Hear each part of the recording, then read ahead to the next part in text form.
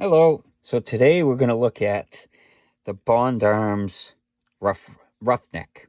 I keep wanting to say Rough Rider, but it's a Roughneck, as you can see. And this one is in 357 Magnum. So it is quite the kick for a little gun like this. But let's start with a weight and stuff. Now I paid like $260 for this. It did come with a little trigger guard, but I want the old look, so I took the trigger guard off. It's just a single screw there. It's got a screw and then it locks in here to keep it from swinging around and stuff. So it's easy to take off. It took me all of 30 seconds to take it off. So it's 19 ounces, almost 20 ounces. So it's very well constructed. It may not look very big, but it's all steel, all stainless steel, and it's pretty hefty for a little gun. So let's get a trigger pull on this. Now, the thing with the trigger, everybody tries to pull this straight back like that. You don't. You pull it down here. See how it rocks?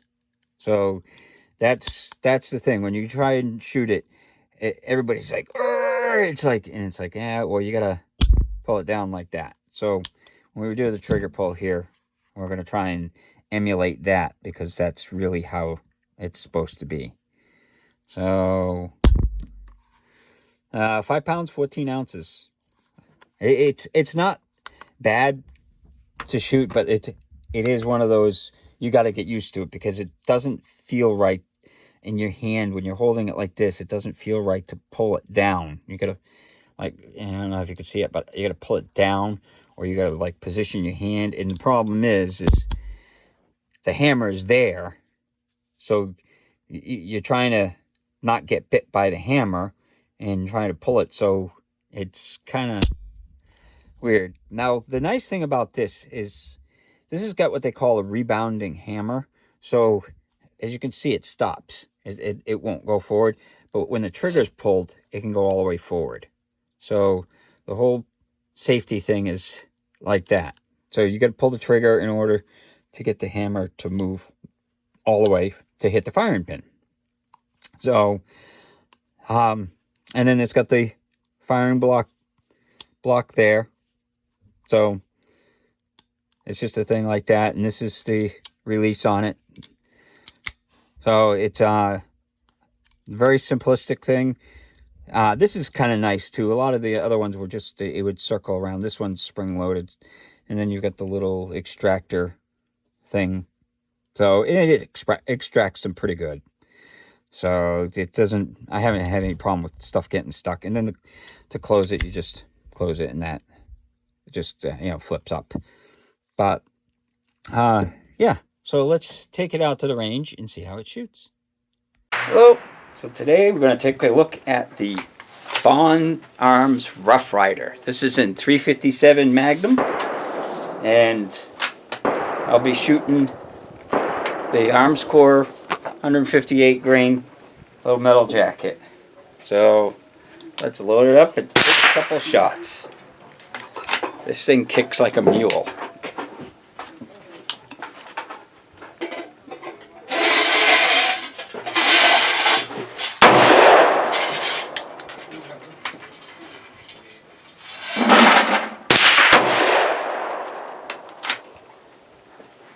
Okay, we'll fire a couple more rounds.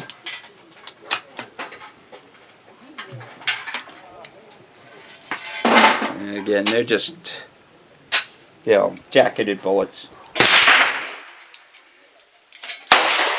Next week it'll be like fucking 20.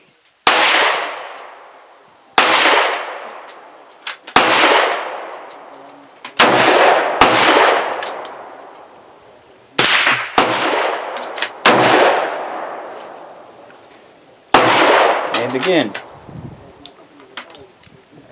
load it.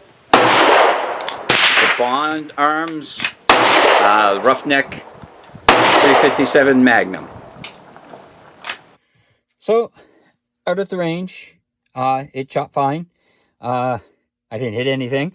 I was trying to hit a regular target like this at 10 yards, and I missed it. So I hit the mound. I'd bring the mound in to show you where I hit, but yeah, it's these are very short range things, and this is what I was shooting, 158 grain, just jacketed bullets. But it does kick a lot with the 357 loads. It hurts to shoot a lot of them. You shoot a couple, that's fine. There was actually a couple other people on the range, and they were trying my 10 millimeters, and I showed them this one, and they were a little scared to shoot it, but they ended up shooting it, and it's fun. Like I said, it's not very practical. I mean, if you're going to carry it, the thing weighs more than some other, like, full-size guns weigh, or like a pocket 380, and you only get 2 shots, and you got to cock the hammer back every time.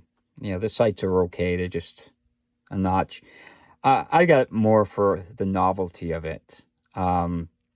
It's definitely a nice little gun. It kicks a lot, but it's a 357 Derringer. I mean, who wouldn't want something like that?